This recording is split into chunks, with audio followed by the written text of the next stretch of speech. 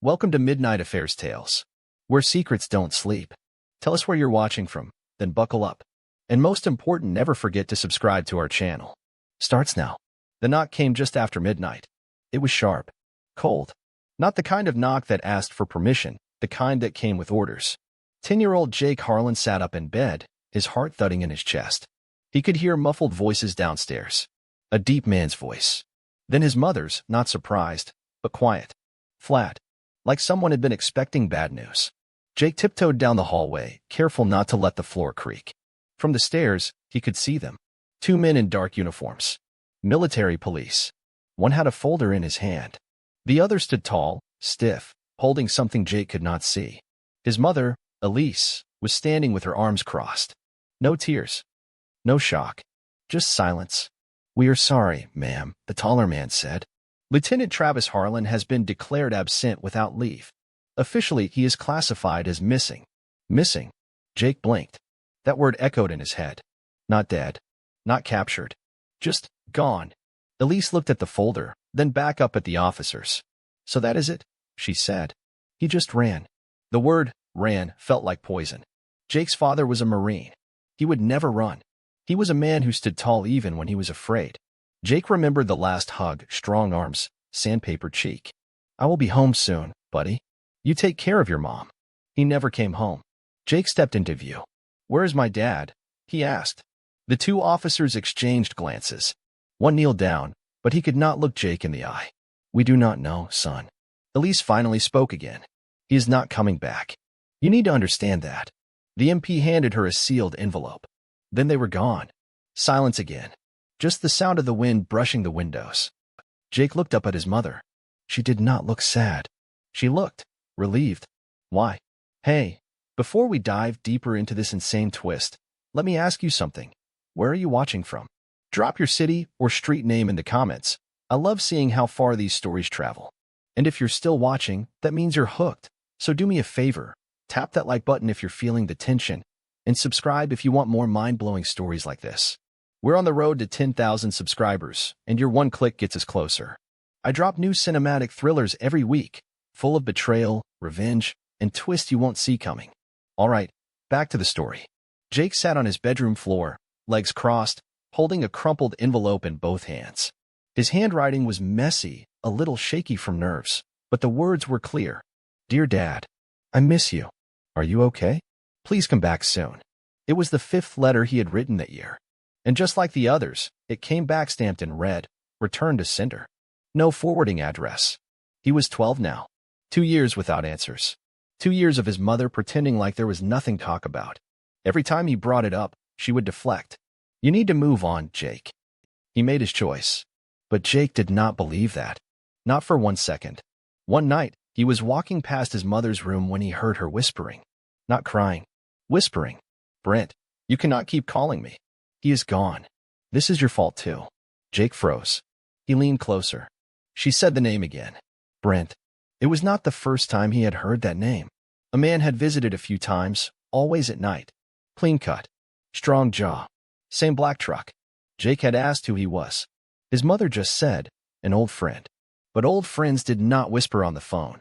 They did not show up with wine bottles and shut the bedroom door for hours. Jake wanted to scream.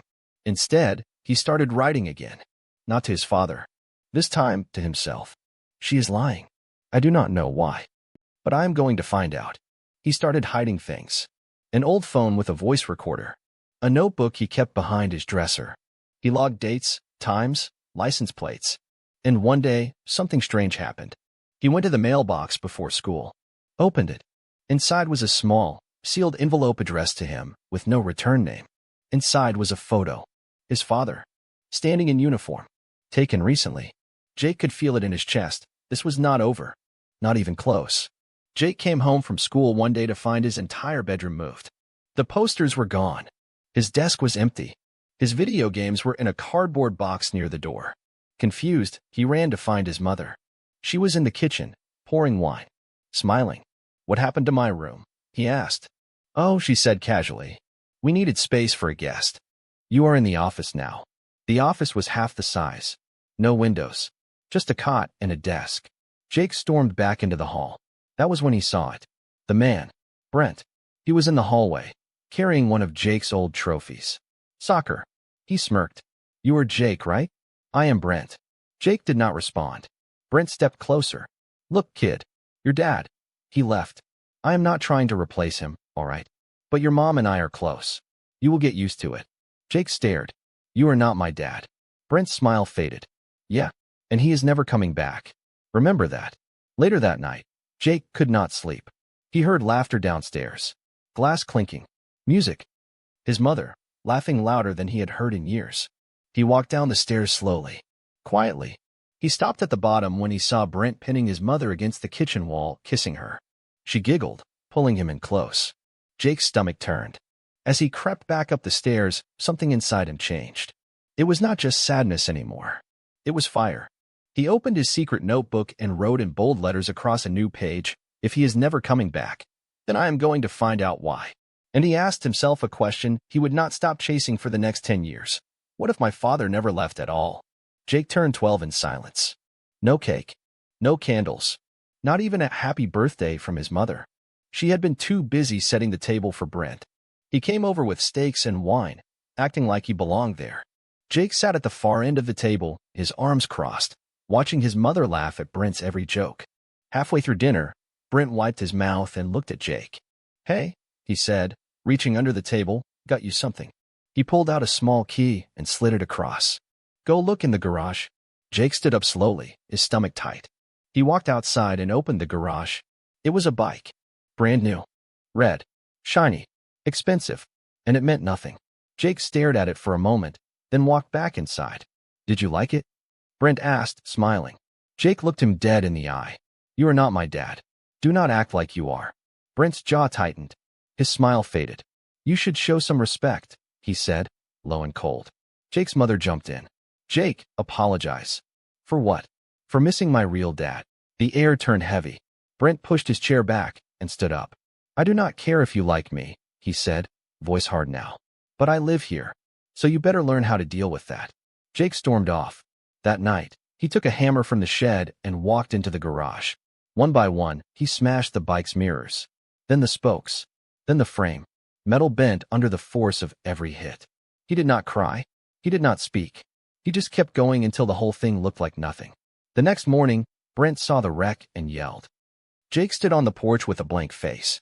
I did not ask for that gift, he said, and walked back inside. Jake started listening. Not just hearing, listening. He figured out that Brent kept his car unlocked in the evenings. Every night, after his mother went to bed, Brent would go out to the garage and make phone calls. He always spoke in a low voice. Sometimes he would lean into the car, windows rolled up, door barely open. Jake knew better than to get caught. So he waited. He studied Brent's patterns. One night, when the voices started again, Jake crawled through the side bushes and slipped into the garage from the other door. He stayed low behind the trash bins. Brent was talking to someone on the phone. No, the report will hold. He had a breakdown. That was the official story. The brass signed off. Yes, even Colonel McCarthy. No, there is no way it can get traced back. The body? No body means no case. Jake froze. Body? Brent kept talking. She still thinks it was the only way. She was scared, you know? Thought he would come back and expose the affair. That is why she helped write the statement. Silence. Then, if the kid finds out, he is just a stupid kid. Jake's hands were sweating. His breath was short, fast, silent. He crawled backward, slow and quiet, until he was back outside. He waited until Brent went to sleep. Then he opened his drawer and pulled out the old cracked phone he had found in the attic.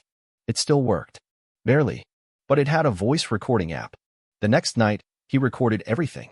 He had to break it into parts, hiding the files in a USB drive he taped under his bed. He knew now Brent and his mother had buried the truth. There was no breakdown. There was no desertion. His father had not left. He had been erased. Jake's mother noticed the change. He was colder, quieter. He would stare at Brent too long, would not laugh, would not speak unless spoken to. And when he did, there was venom in his voice.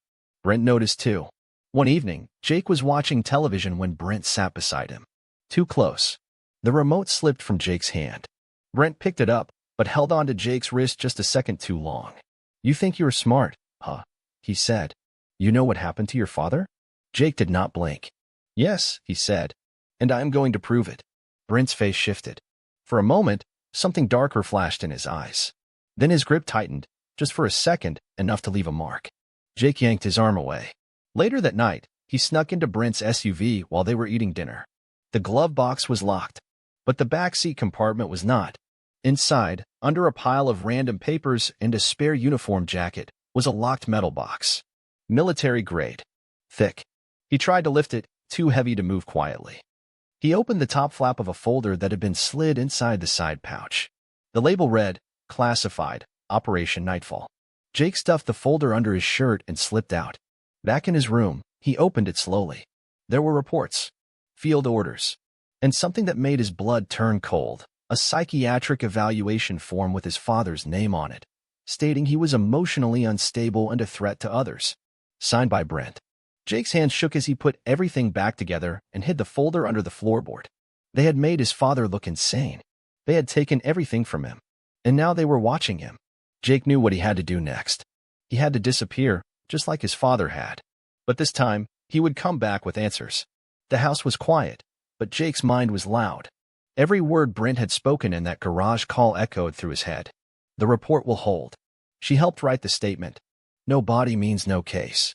Jake laid in bed, staring at the ceiling fan spinning slowly above him. His wrists still ached from the grip Brent left, but that was not what bothered him. It was the way his mother smiled at Brent now, like nothing had ever happened. That weekend, the three of them went to a lake cabin Brent had rented. More like invaded. Jake had no choice. He brought his USB drive hidden in a chapstick tube, just in case. They grilled outside. Brent drank beer, laughed loud, and tried to act like they were one big happy family. Jake stayed silent. Late that night, Jake stepped out to the porch. The lake shimmered under the moonlight. Everything looked calm, but inside, his chest was boiling. Then he heard Brent's voice behind him. You think I do not know what you're doing? Jake turned slowly. What am I doing? Brent walked closer. His face was calm, but his eyes were sharp. Watching me. Digging around. Your old man did the same thing. Jake's throat tightened. What are you talking about? Brent leaned on the porch railing, voice low. Before he vanished. Travis watched us. You know that? Cameras. Notes. Paranoid. He thought I was going to take something from him. Jake's hands curled into fists. Did you? He asked. Brent smiled, not with his mouth, but with his eyes. You know what is funny? You look just like him. The same way he used to stare. He stepped away. Jake stood alone again, the air colder now. He looked out at the trees and wondered how long his father had watched them before he disappeared. And what he saw. Jake had never believed in accidents, not when it came to the truth. That Monday, his English teacher gave an assignment. Write about someone who inspires you. Jake stood in front of the class and said it clearly. My father. Lieutenant Travis Harlan. Marine. Missing for 6 years. There was a pause. A few students clapped quietly. But the silence broke when Elise stormed into the room. What is wrong with you? She hissed, dragging him out by the arm. You want to keep embarrassing me? Your father was not some war hero. He was a coward who ran from his post. Jake pulled away. He was framed. In front of the school, she shouted. You think that will bring him back? Jake stared at her. Why are you so scared of the truth? She froze.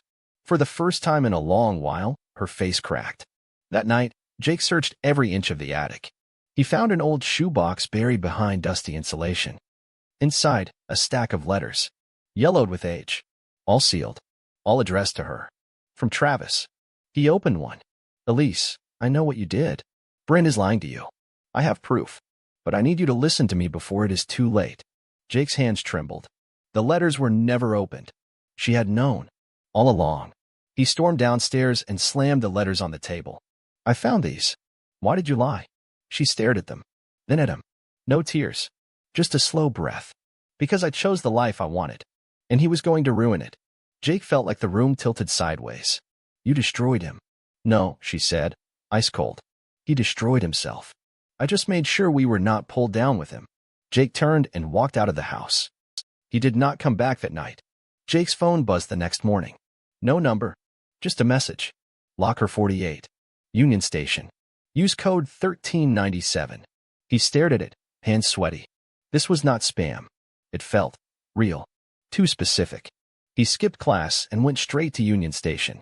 His heart was pounding as he found the old gray locker. It looked untouched, dust on the corners, almost invisible in the chaos of the crowd. He entered the code. The lock popped. Inside was a sealed plastic bag, thick, carefully wrapped. He pulled it out and ducked into the bathroom stall, locked the door, sat on the toilet. Inside the bag was a black leather journal. He flipped it open. Page 1. If you are reading this, they think I am dead, but I was framed. My name is Travis Harlan. I never deserted, and I never would have left you, Jake. Jake's throat tightened. He could barely breathe. He flipped faster. Brent lied. Elise helped. They made me look like a threat, a danger to national security. But all I did was try to expose what they were doing. Every page was dated, detailed. Operation logs, sketches, notes, warnings. Jake's mind was spinning. At the end of the third page, there was a line written in red ink. You are my second chance. Jake sat frozen for a long time. People came and went in the bathroom. He did not move. Finally, he took out his phone and recorded a voice memo. My name is Jake Harlan, and my father did not vanish. He was taken. And now, I'm going to find him. Jake read the journal 3 times that night. Once for shock, twice for rage, and a third time for clarity. He sat in his apartment, the journal spread out across his lap, his phone beside him recording every page as a backup. Every line Travis had written bled with desperation and urgency. They said I went AWOL, that I cracked under pressure.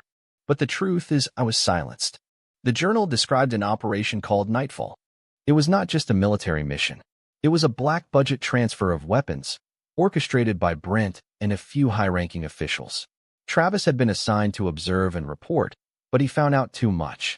Jake flipped to a sketch, a map of a small village in northern Mexico, marked with red arrows and names. We were never meant to succeed. It was a cover for the transfer. When I asked questions, I was sent home early with a fake medical report.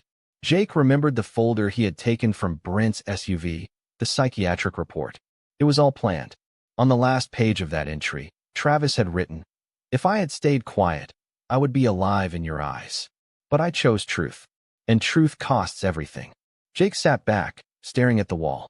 He pulled out his old USB drive, the one with the garage recordings. He matched the voice from the journal to Brent's call. It all fit. Jake closed the journal and whispered to himself. They buried him, and they thought I would never dig him back up. His phone buzzed.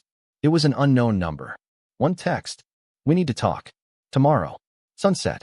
The place where steel meets sky. Jake knew it was real. It was his father. Jake barely slept. By morning, his nerves were fire. He went back to the journal, flipping to the section marked March 3rd, 2016, Operation Nightfall. The entry was different. It was not just personal. It was tactical. 0600 hours. Landed at FOB Charlie. Briefed by Brent. Orders unclear, no target defined. Something felt off. Civilian presence high. Told not to engage. But weapons were moved in heavy crates. No serials. Jake followed every word like a soldier reading orders. I asked Brent what the objective was. He said, shut up and follow protocol. The next page described chaos. Midnight. Shots fired. Locals dead. We were told it was crossfire. But I saw it. There was no enemy fire. Just execution. Jake's stomach twisted. Travis had tried to report it. He had emailed a Colonel McCarthy. No reply. Days later, he was diagnosed with combat fatigue and flown out. They knew I would not keep quiet. They built the story before I could. Elise, she signed the affidavit. Jake stopped reading there. He could not take it. This was not just betrayal. It was character assassination. His father had been erased. By the system, by Brent, and worst of all, by Elise. The final line of the section read, if I disappear, this journal is my voice. Find me before they find you. Jake packed the journal, the USB, and copies of every key page into a bag. He booked a train to the outskirts of the city. The location in the text, where steel meets sky, had to be the old bridge on 6th Street, a place Travis used to take him when he was young. As the sun started to set, Jake stood on the edge of the bridge. A figure walked out from the shadows. Tall, thin, beard grown out, limping. He was older now, worn, scarred. But Jake knew that face. Dad. Travis nodded. Jake ran. They embraced like the years had never happened. Jake could not speak. His throat locked up as he held on to his father like he was gripping onto time itself. Travis's arms were stronger than he expected. Not soft. Not fragile. They had not broken him. Not fully. I thought you were dead, Jake whispered. I almost was, Travis said, stepping back, eyes wet but locked in. But I was never gone. I just was not safe. They sat under the bridge, away from traffic, away from everything. Travis looked older than Jake remembered. Deep lines. A scar under his jaw. But his voice steady. Clear. I watched you grow up from the shadows, Travis said. Letters you never saw. Birthdays I was never allowed to celebrate. Everything stolen. Jake's eyes burned. Why did you not come back? Why now? Travis looked down. Because I did not have enough. The journal was only part of it. If I came back too early, Brent would have buried the truth again. Or buried me. Jake handed him the USB drive. This is everything I got. Your voice, his threats. And that psych report? I found it in his SUV. They framed you. I have proof. Travis held the drive like it was gold. You did this alone? Jake nodded. Travis gave a faint smile. Then you were stronger than I ever was. Jake looked at him. What do we do now? Travis's face hardened. Now? We burned them. The words hit like thunder. We hit them where it hurts, Travis said. You will go back in. Talk to her. Make her think you were scared. Get her to talk. Brent thinks he buried me. Let him feel what it is like to be haunted. Jake stood slowly. For the first time in his life, he was not afraid anymore. The war was just beginning. Jake stood outside his mother's house for a full hour before he knocked. The door opened slow. Elise stood there, wine glass in one hand, bathrobe hanging open. She blinked like she had just seen a ghost. Jake. Her voice cracked. What are you doing here? I want to talk, Jake said. About Dad. She flinched. That name still stung her. Not this again, she muttered, stepping aside. Jake walked in. The house smelled like old perfume and sour whiskey. Brent was not home. That was good. They sat across from each other in silence. A candle flickered between them on the coffee table. Jake leaned forward. Tell me the truth. Why did you sign that statement? Elise looked away. Jake, why? His voice was hard now. Why did you help them destroy him? She sighed. Because I believed what Brent told me. That your father had lost it. That he was paranoid. Dangerous. I thought he was going to ruin everything. Jake stared at her. So you chose him? She did not answer. You chose Brent over your own husband. Over me. Her eyes filled with tears, but Jake saw no regret, just guilt. Old. Rotten. I did not know how deep it went, she whispered. Until it was too late. You never opened his letters. Elise closed her eyes. I could not. I was afraid of what they might say. Jake stood up. You knew he was innocent. You just wanted it to stay buried. Elise stood too, suddenly desperate. Jake, please, he stepped back. He is alive. The room froze. Elise's face drained white. Jake leaned in close, eyes locked on hers. And he remembers everything. Then he walked out. Jake called Travis that night. She knows, he said. Good, Travis replied. Time to move on the next piece. That piece was Brent. Jake knew the man would never give up anything on record. But people like Brent always had one weakness, ego. They kept souvenirs. They documented power. Especially when they thought they were untouchable. The next weekend, Brent was out of town for a security contract in Colorado. Elise was alone. Jake waited until nightfall, broke into the back porch, and moved fast. He knew where Brent kept his keys, behind the loose brick near the garage. He made his way downstairs to the basement. Brent's basement was not a normal storage room. It was a vault. Steel cabinets lined the wall. Military crates. Fireproof boxes. Jake pried one open and found a row of VHS tapes, labeled by year, unit name, and op code. He pulled one labeled Nightfall internal. Slipped it into the old player on the shelf. The screen blinked to life. Static. Then video. A camcorder-style angle inside a tent. Soldiers. Brent's voice, clear. We proceed as ordered. No engagement unless confirmed. No witnesses left. That is straight from McCarthy. Another voice. Travis. This is not right. There are civilians. Stand down, Lieutenant, Brent barked. This is above your pay grade. Jake's hands were shaking. This was it. The tape ended with a timestamp. March 3rd, 2016. He grabbed the tape, plus two more, one labeled Psych File, Harlan, and another OP Recall, McCarthy Brief. He tucked them into a duffel, heart racing. Upstairs, he froze. Footsteps. Elise. She had come back early. Jake, she called. He slipped out the side door, breath held, the duffel tied against his chest. He had the truth. Now he had to survive getting it out. Jake and Travis sat in silence, the tape playing in front of them. The sound of boots, voices, guns being loaded. Then the words, cold, final, no witnesses. Travis did not blink. His jaw was tight, his hands in fists. Jake watched his father take it all in. The video showing the moment he had lost his name, his honor, his life. Everything I warned them about, Travis said softly. They filmed it like a trophy. Jake handed him the second tape.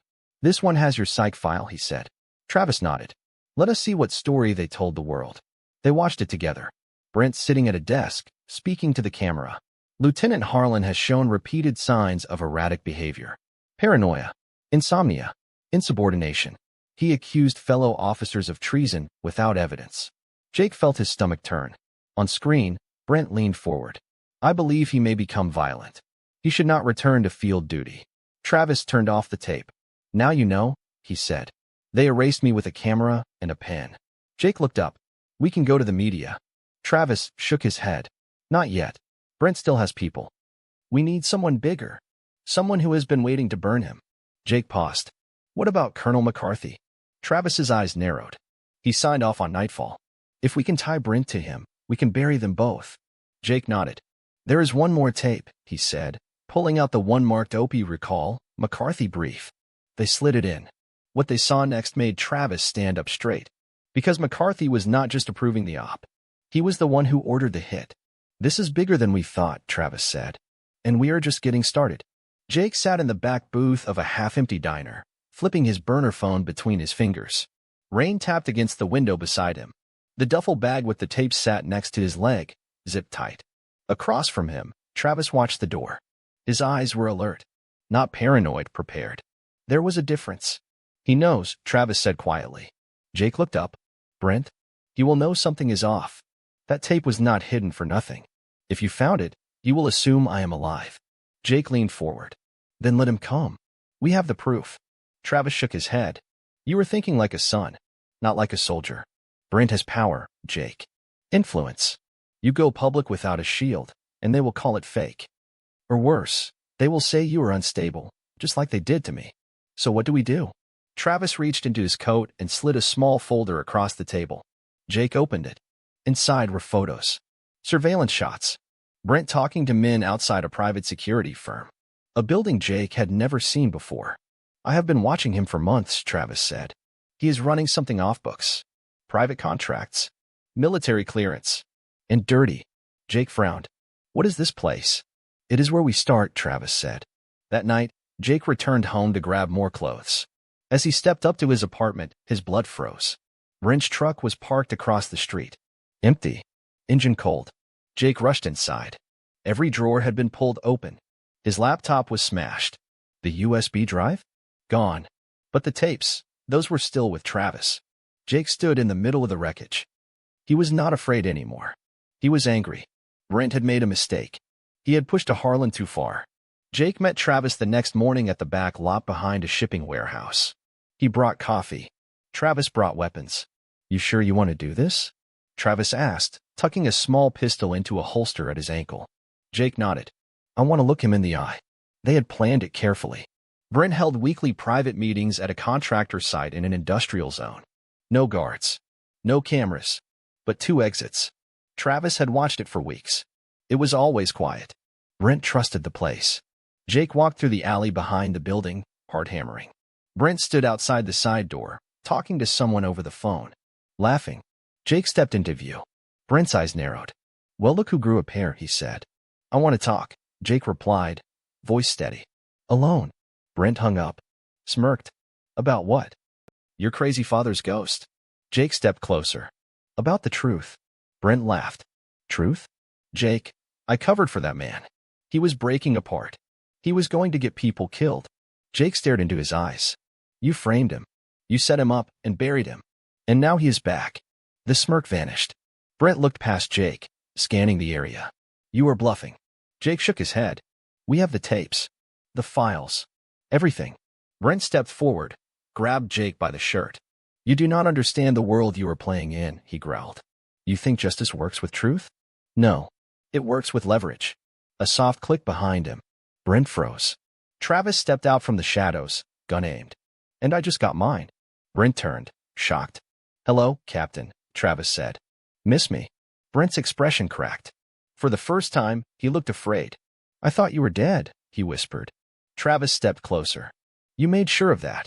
You and your little cleanup crew. Brent raised his hand slightly. Look, whatever you think you have, Travis cut him off. We have it. Your voice. Your orders. The Nightfall brief. The psych tapes. You framed a soldier to protect a smuggling ring. Jake pulled a file from his bag. Opened it. Payments from a shell company in Nevada. Transfers to a private account in Dubai. All connected to your side ops. All tied to you. Brent's jaw clenched. This will not stick, he said. Even if you leak it, they will bury it again. I am protected. Travis stepped even closer. Not from me. Brent looked between them. So what now? You kill me. Travis's voice went cold. No. That would be easy. I want you alive. I want you to feel the weight of everything you did. Jake spoke next. You are going to help us. You are going to name names. Give us access to McCarthy's files. You are going to confess. Brent scoffed. And why the hell would I do that? Travis handed him a photo. It was Brent's wife and daughter, sitting outside a private school, clearly taken from a distance. I stayed in the shadows for years, Travis said. Do not think I do not know how to make a man hurt. Brent went pale. You want leverage? Travis said. Now you have it. But it belongs to us. Brent finally nodded. What do you want from me? Travis leaned in. I want you to help me burn them all. The air was heavy when Jake stepped into the house again. Elise sat at the kitchen table with her glass of wine, always the wine, swirling it like it gave her answers. The moment she saw Jake, her smile faded.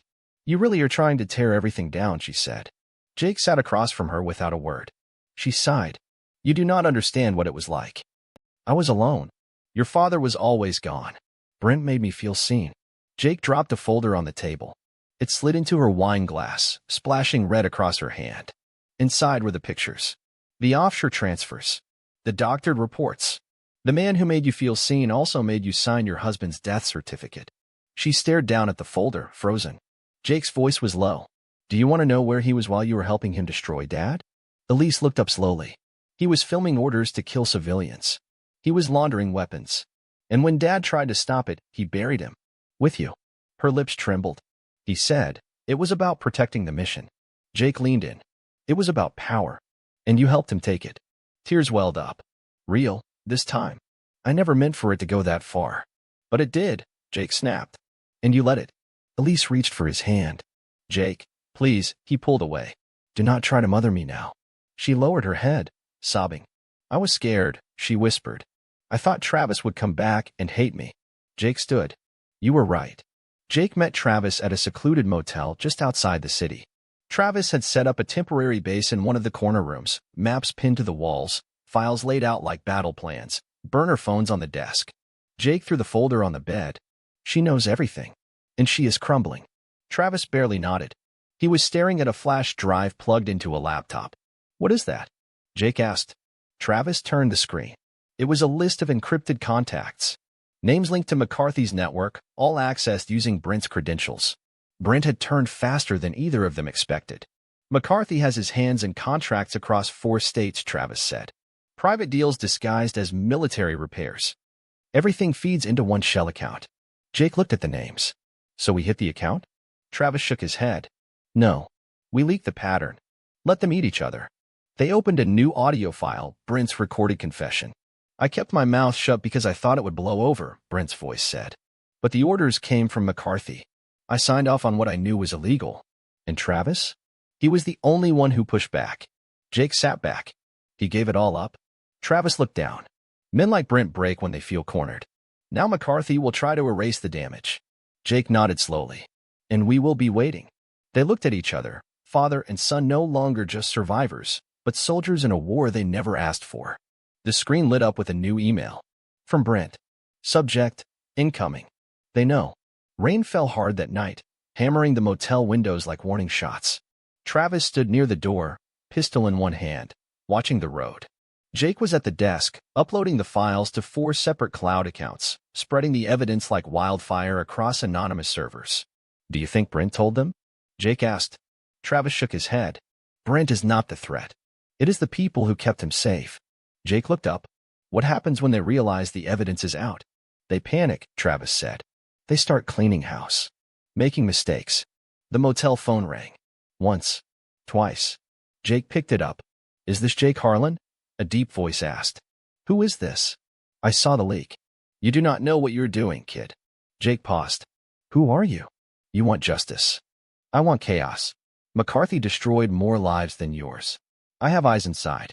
I can help you, but you better move fast. Click. Jake turned to Travis. Someone on the inside wants to help. Travis nodded slowly. The cracks are showing. Suddenly, a loud pop outside. Gunfire. Travis yanked Jake to the floor. The window shattered as another shot blew through the curtain. Jake crawled to the side, grabbed the duffel. Travis pulled him toward the back exit. They found us. They rushed into the rain, bullets tearing through the air behind them. They ducked behind a dumpster as tires screeched down the alley. Black SUV. No plates. Travis held Jake close, both of them soaked, breathing hard. Jake looked at his father. This is not a leak anymore, he said. This is war. Travis nodded. And in the storm, Jake did not feel fear anymore. He felt ready. Jake and Travis moved through the night like hunted men.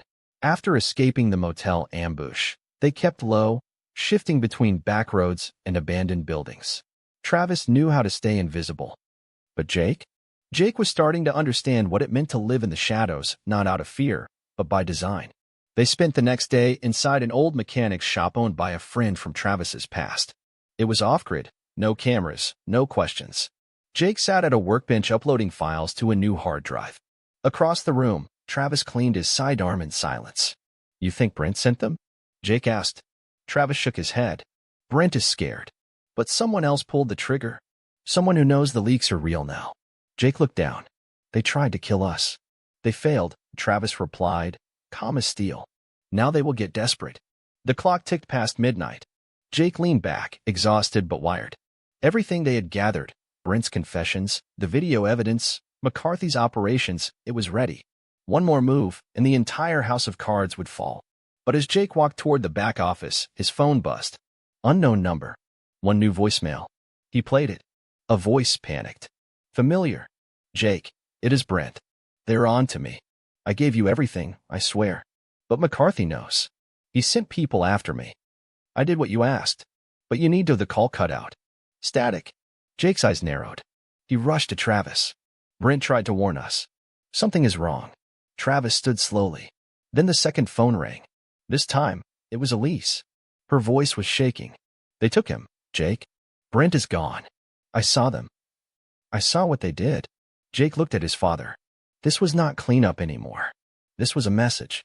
They found Brent's body in an alley behind a nightclub, slumped beside a dumpster like discarded garbage. Jake stared at the scene behind the police tape, fist clenched. A single bullet hole in Brent's forehead. Execution style. No witnesses. No camera footage. It was not just a hit. It was a silencing. Travis stood beside him, jaw tight. He said nothing. Just watched.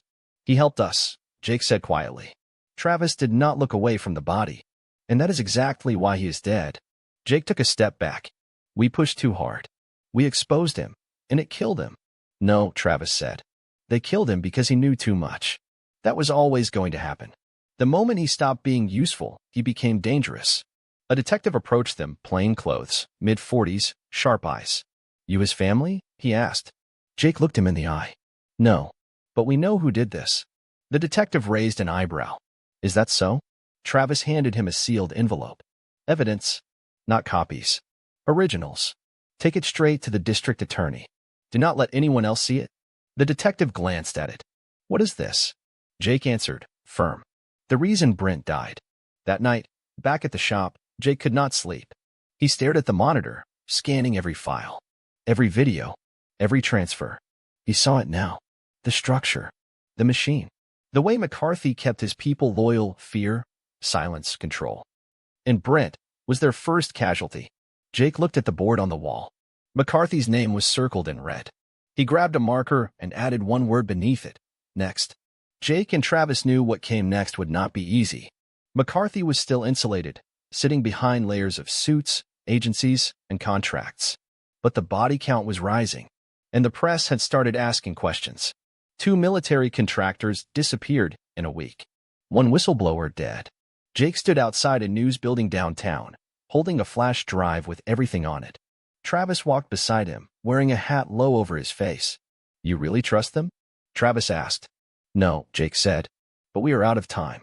Inside, they met with a young journalist named Dana, sharp, fast-talking, and fed up with military silence. Jake laid everything on the table. She plugged in the drive and started watching. Her eyes widened. "Jesus Christ, this is everything. Who are you two?" Jake paused. "People who lost too much." Dana leaned back. "This is going to blow up fast. You understand that, right? This does not just take down McCarthy. This could implicate people at the Pentagon." Travis nodded. "We are counting on it." She looked between them. "You know, once I run this, there is no turning back. You will both be targets." Jake smiled. "We already are." That night, Dana's story hit the front page of 3 major outlets. Operation Nightfall, the secret the military tried to bury, explosive. Names, dates, tapes. Within hours, public outrage exploded. But that same night, Jake received a new video.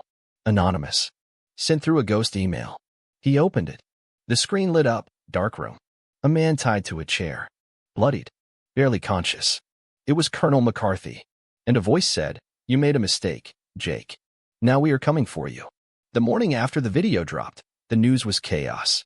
Online outlets ran headlines like wildfire. Colonel kidnapped? The Nightfall leak goes deeper than expected. Is our military lying to us? But Jake's focus was elsewhere. He stood outside the same house where it all began. Elise's house. She opened the door slowly, her face pale, eyes red like she had not slept all night. "You should not be here," she whispered. Jake pushed past her, walking straight to the kitchen. He dropped a printed still from the new video on the table. "McCarthy, tied and beaten. They are not just trying to cover it up anymore," Jake said. "Now they are burning their own." Elise stared at the photo like it might come alive. "What are you going to do?" "I do not know yet. But if there is anything left in you that still feels like a mother, then you are going to tell me everything." She collapsed into the chair, hands trembling. "I was pregnant when I signed the statement," she said. "I was scared. Brent told me if Travis went down, we would be taken care of.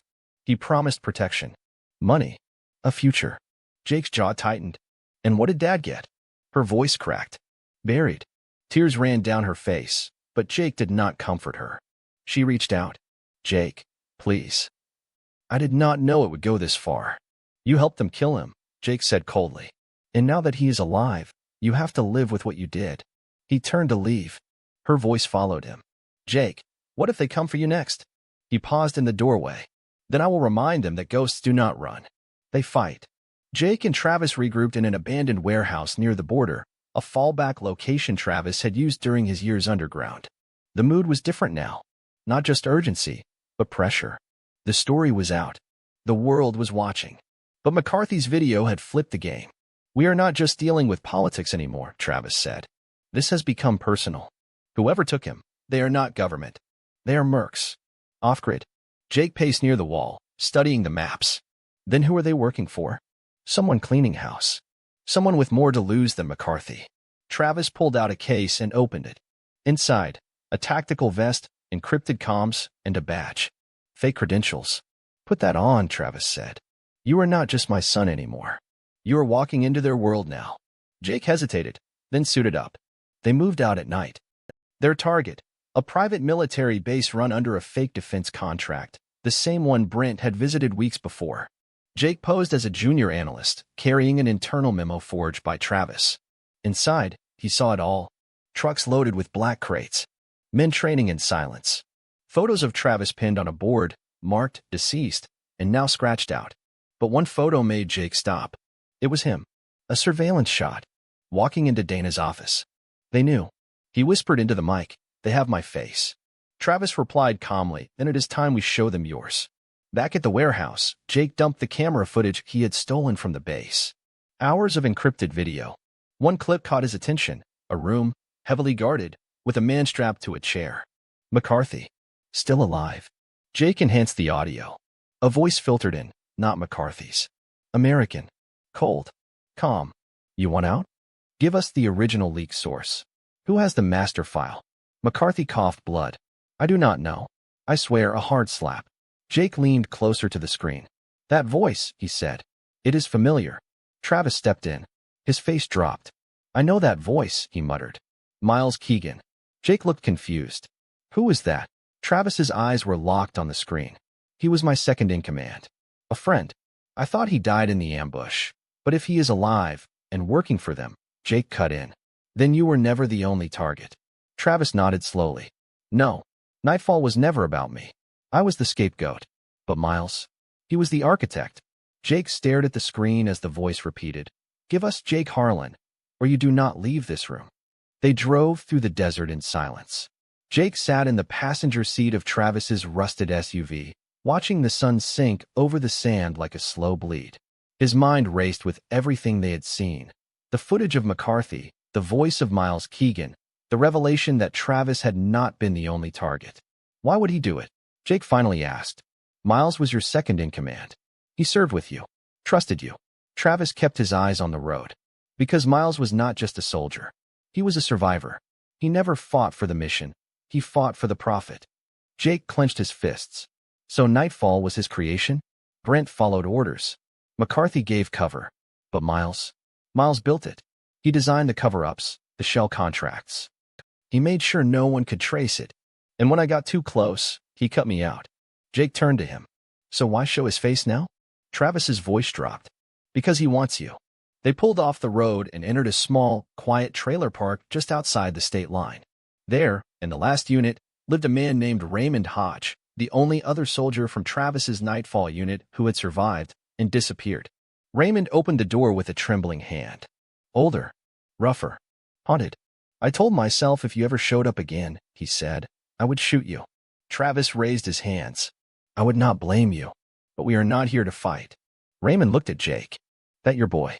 Jake nodded. Raymond exhaled. Then you deserve to know the truth. Inside the trailer, the air smelled of dust, metal, and old paint. Raymond poured 3 cups of black coffee, then sat across from Jake and Travis, his hands shaking slightly. I watched you go down, Raymond said to Travis. They said you went AWOL, but I knew something was off. Miles, he started cutting me out of meetings. Locked comms. Reassigned my men without notice. Jake leaned forward.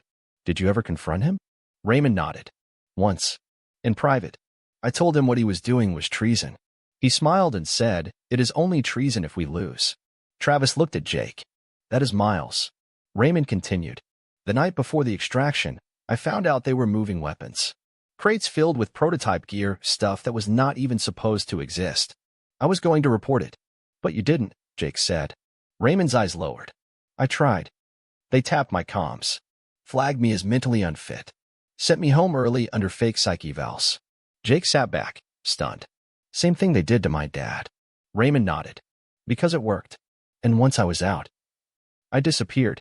Travis opened his backpack and pulled out a folder. We have the tapes. The files. We are ready to take it public. Raymond looked at him. You sure about that? Because once you expose this, people will come after your son. Not just with bullets, but with silence. They will erase him the same way they erased you. Jake looked him dead in the eyes. Then I will erase them first. The storm broke 2 days later. Dana's second article went live at 6 a.m. sharp. Miles Keegan, the ghost who designed Nightfall, new testimony reveals web of corruption tied to mercenary operations. Within minutes, it spread like fire. Photos, names, contracts, video of McCarthy's confession. And then, a live interview with Jake. He sat in front of the camera, clear-eyed, calm, and loaded with quiet rage. My name is Jake Harlan. My father was Lieutenant Travis Harlan. He was not a deserter. He was a whistleblower. And he was buried alive by the same people who claimed to protect this country. The response was immediate. The Pentagon issued a statement of concern. Social media exploded. But more importantly, Miles Keegan finally came out of hiding. Not in public. In Jake's inbox. From unknown source PMUops.net subject. You asked for the truth. Jake clicked. A video. Miles sat in a chair, calm, collected, sipping whiskey. I was wondering how long it would take you. You are smarter than your father. I will give you that. But this where you started? You cannot win it. Not in the courts. Not in the streets. You want justice? Come get it. Jake looked at Travis. Travis stared at the screen, jaw set. He wants us to find him, Travis said. He is daring us to try. Jake stood. Then let us not keep him waiting. The GPS signal pinged a remote outpost outside of El Paso, Texas, a fenced facility marked as a private aerospace testing center. Jake stared at the satellite image on Travis's laptop. You think he is inside? Travis nodded. That message Miles sent was not a bluff. He wants us to come. He wants to show us how far above us he thinks he is. Jake narrowed his eyes. Then we give him the show he is asking for. They spent 2 days prepping.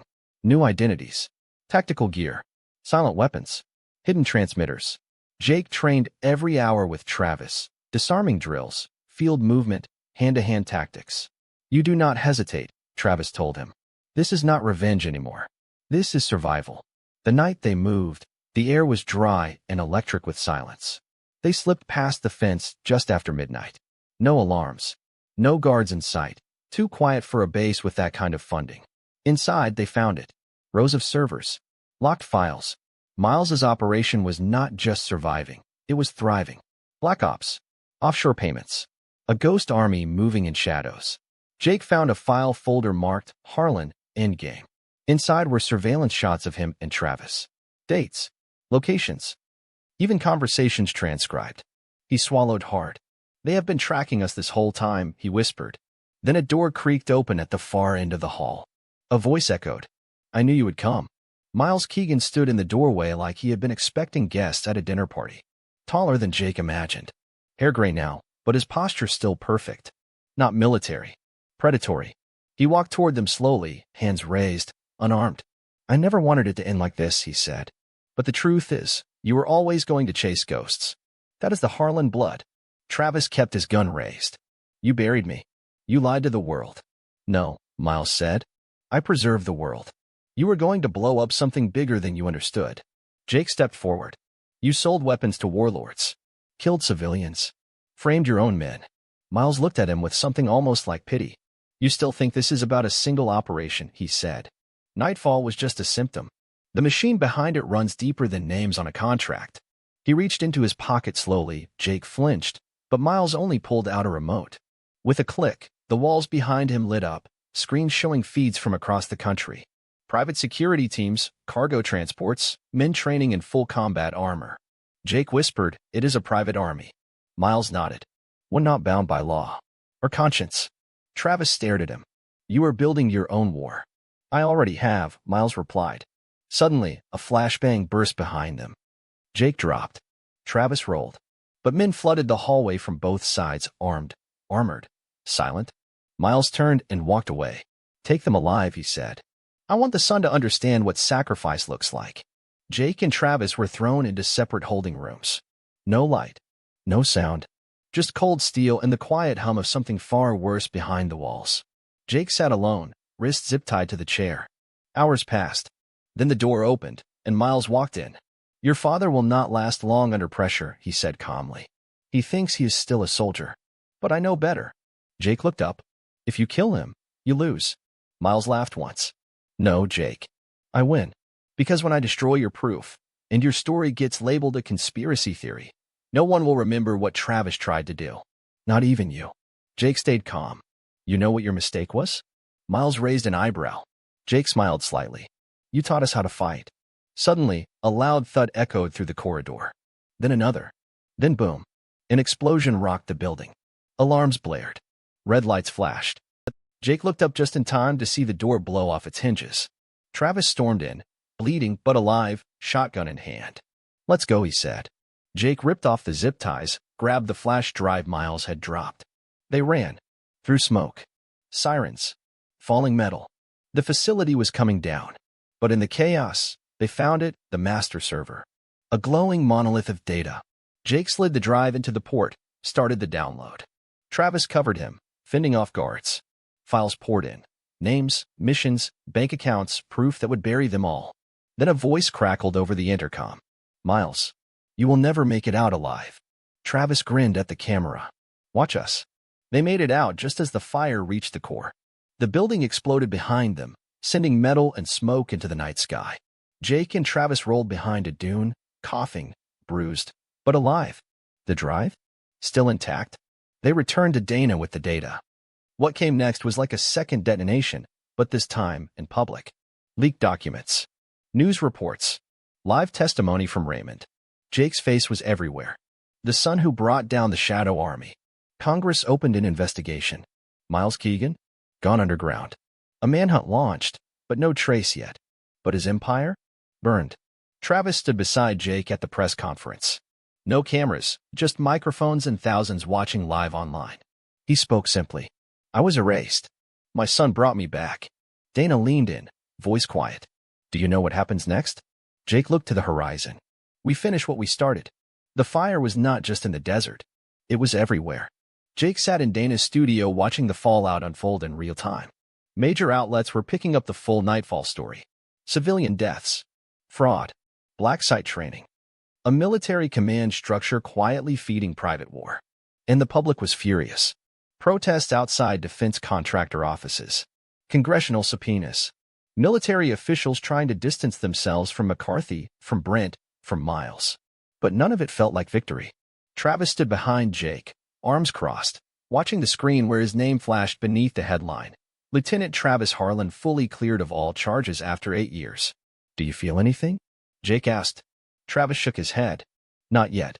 Dana turned to them. They want to bury this again. The system is panicking. Jake nodded. That means it is working. Then the phone buzzed. A video. From an encrypted source. Jake clicked it open. On screen, a high-ranking senator. Talking to someone on a private call. Shut it down.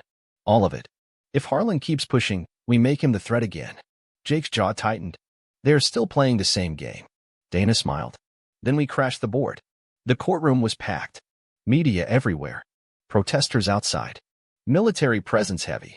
Jake and Travis walked in side by side, not as fugitives, but as witnesses. Survivors. Whistleblowers. They testified under oath. About the setup. About Nightfall. About Brent's confession. About Miles Keegan. And finally, about the cost of truth. The prosecution laid out every detail. Bank statements. Satellite images. Protected. Which meant someone even higher had built the machine. Travis turned to Jake in the hallway. This is bigger than we thought. Jake replied, then we keep going. Jake visited Brent's grave. It was quiet. Simple. Unmarked. A hole in the ground filled by a man who had made his choices. He stood there for a long time. I hated you for what you did, he whispered. But you were not the monster. You were just another pawn. He left a copy of the newspaper beside the headstone. Headline: Nightfall Testimonies Crack Open Secret War Machine. Later that day, Jake and Travis were invited to speak in a closed congressional session. It was a formality, a performance, a gesture to show the system still worked. But Jake made sure they remembered. I was 10 years old when men in uniform told me my father ran. They handed my mother a folded report. I watched her lie to my face. I watched a man I trusted replace the one I loved. And for 8 years, I carried a name that meant nothing. He paused, then looked every senator in the eye. You left my father to die. The room went silent. Jake turned to leave, but Travis stood. And you trained his son to finish the fight. Elise tried to leave the country 2 days later. Airport security flagged her at the gate, just minutes before boarding a flight to Lisbon. She claimed it was a vacation. Said she had no idea about the subpoenas. But Jake knew better. He watched from a distance as she was arrested, handcuffed, and led away quietly. No cameras, no headlines. It was almost poetic. He did not feel hatred anymore. Not pity. Not love. Just release. Later that night, he sat with Travis on a rooftop overlooking the city. She chose him, Jake said. But she also chose silence. Travis nodded. And now she gets to sit in it. Jake looked out at the skyline. Do you think she ever believed you were guilty? I think, Travis said, she believed whatever made her feel safest. They clinked their coffee cups in quiet victory. Then Travis said something Jake did not expect. I have one more name. Jake turned to him. Who? Travis handed him a slip of paper. Jake read it once. And everything changed. The courtroom was quiet as the final verdict was read. Lieutenant Travis Harlan, all charges dismissed. Name restored. Service record reinstated with honors. Jake stood in the back of the room as applause broke out, but his eyes were locked on one man, Travis. He had waited nearly a decade to hear that. To see his rank, his honor, his life handed back. But he did not smile. Because deep down, he knew justice in court was not justice in full. After the hearing, Travis and Jake stepped outside into the chaos of cameras and reporters. 1,000 voices called their names. Jake leaned in and said quietly, "Do we say anything?" Travis shook his head. "Not yet. Let them write the headlines." As they reached the car, Jake pulled the slip of paper from his pocket, the name Travis had given him. He read it again, Vice Admiral Robert Essner. Jake turned to his father. He was above McCarthy? He was the one who ordered McCarthy to protect Miles. He buried the real files. He shut down internal investigations. He is the one who made me disappear. Jake's face hardened. Then we are not done. Travis nodded. Not until his name is buried in truth. The next morning, the Pentagon issued a formal statement. The military regrets the breakdown in protocol regarding the Nightfall operation and Lieutenant Harlan's case. That was it. No press conference. No apology. Jake watched the statement on television, jaw tight. They regret the breakdown, he said. They destroyed your life. Travis nodded slowly. They will never say sorry. Because saying sorry means admitting they knew. Jake stood up, grabbed his coat. Then we will make them speak in other ways. They returned to Dana's office with one goal, reveal Essner. Jake dropped a thick file on the table, filled with records, hidden briefings, bank logs, covert communications, all pointing to one thing. Essner was the godfather of the whole system. He had funded black ops through offshore NGOs, protected operatives like Miles, and manipulated courtrooms, missions, and public opinion with surgical precision. Dana stared at the pages. This is national security suicide. Jake said, no, this is national truth recovery. She paused, then said, I will run it. Travis looked out the window. He will come after us. Jake nodded. Let him. A week later, Jake visited the one person who had started it all. Brent. Now locked in a federal prison in Arizona. Maximum security, no press allowed, no interviews granted. But Jake had clearance. His name carried weight now. Brent sat across the glass divider, older, thinner, eyes sunken. I heard, Brent said. Your father is a hero again. Jake nodded. And you are not. Brent laughed. You think this is over, kid? You think exposing one more name will fix the machine? That world never ends. Jake leaned forward. I am not here to fix the machine. I am here to destroy the part that built it. Essner is next. You gave him cover.